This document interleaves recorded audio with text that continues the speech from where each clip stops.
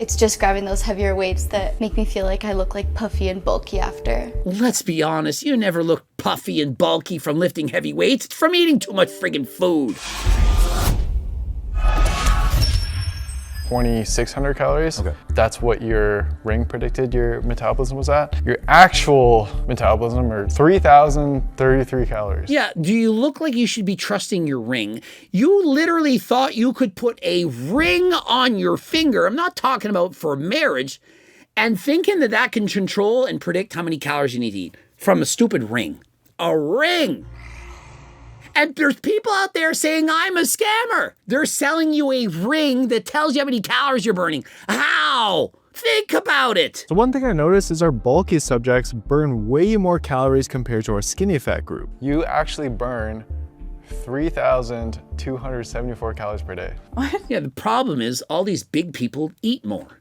They have fast metabolisms, but they eat more. None of this is new. When you're a big person, you burn a lot of calories, but because you're big, you eat more. And that's why you're still big. So eat less or move more. All of our bulky subjects were already living a relatively active life, with strength training and usually some form of cardio or step counting. I try to get at least like 10,000 steps a day. 10,000 steps is walking. It's the minimum. And let me remind you, unless you're Grandma Josephine or perhaps her late husband, walking isn't zone 2 cardio. It's lazy. It's loser pace. And so if you're going on your little stroll, you're not improving your fitness. Yeah, you're burning a couple calories, but it's going to take you probably an hour and a half of slow walking just to burn off half of a cheeseburger. And so let's pick up the pace.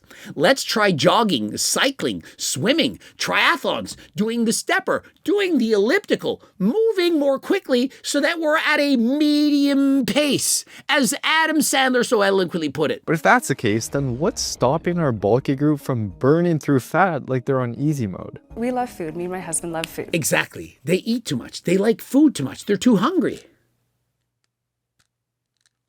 You understand it now? Code Greg. So you predicted that you eat between 1,800 to 2,200 calories per day. You actually eat 3,000 calories per day. Yeah, I'm just a skinny girl at heart. I identify as skinny. I identify as eating 2,000 calories a day.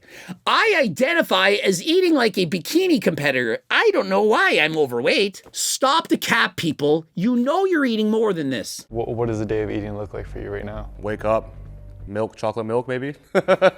Lunch will be, whatever, you know. It's wild to me that people don't give two shits about what they're eating. People don't think that the choices that they make have an impact on their life. It's just like, I just eat. It baffles my mind that you just don't give a shit. Like people, I just eat, I just drink alcohol. I don't think about the fact that it could cause me fatty liver disease or perhaps give me cancer or take years off my life. Like, why would I care about that? Like, I'm healthy now. Do you not think about your future? Do you not be proactive with your health? It's easy right now when you're 20, 30, 40, but wait till you're 70 and you now can't get out of bed. You'd wish, pray, beg, you'd do anything to go back in time and do what I'm saying in this video. And this one had some of the most unexpected data of the entire experiment. You were actually eating 3,900 calories per day. Yeah, that's totally unexpected. There's no way. I thought somebody that weighed 323 pounds would be eating more than 2,700 calories. Yeah, it's shocking. It's magical. Wow! Jeremy, this is 100% what people expected. Overweight people, especially morbidly obese, they eat way more than they admit. You're in public with them and they're always eating a salad. I don't know what's going on. Or perhaps it's your wife. Oh, whenever she's home, I don't see her eating anything. You don't think she has a job? You don't think she goes to work? You don't think she stops at this frigging local grocery store to pick up some snacks before she gets home? Of course she's eating. Meanwhile, AJ was eating almost 800 calories above what he had guessed. I do mainly cook at home, but I also eat out quite a bit. A lot of snacks. I do eat a lot of snacks. Snacks. He has some snacks.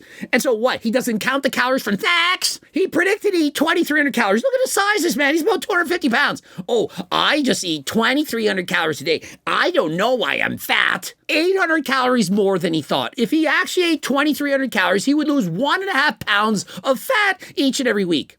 and multiply 1.5 times 50 in a year, 75 freaking pounds of fat a year. And so if he ate what he said he ate, he would be lean. I've never been conscious about what I'm eating or anything nutrition value. And so it's kind of shocking to me that you just wouldn't care about anything.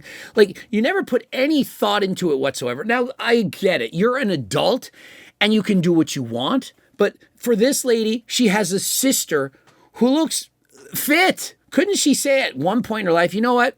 I kind of want to be also fit. I like thinking about living a long time. Perhaps they don't like what's going on. I don't know the situation, but you have to care. It starts with caring. And if you don't care, no one is going to be able to help you. When we look back at the footage from a hidden camera, neither Michelle or AJ grabbed food from the snack table. But then when I watched Michelle sitting and waiting, I noticed that her body was completely still. People who are obese notoriously eat in secret, and so nobody knows why they're so far overweight.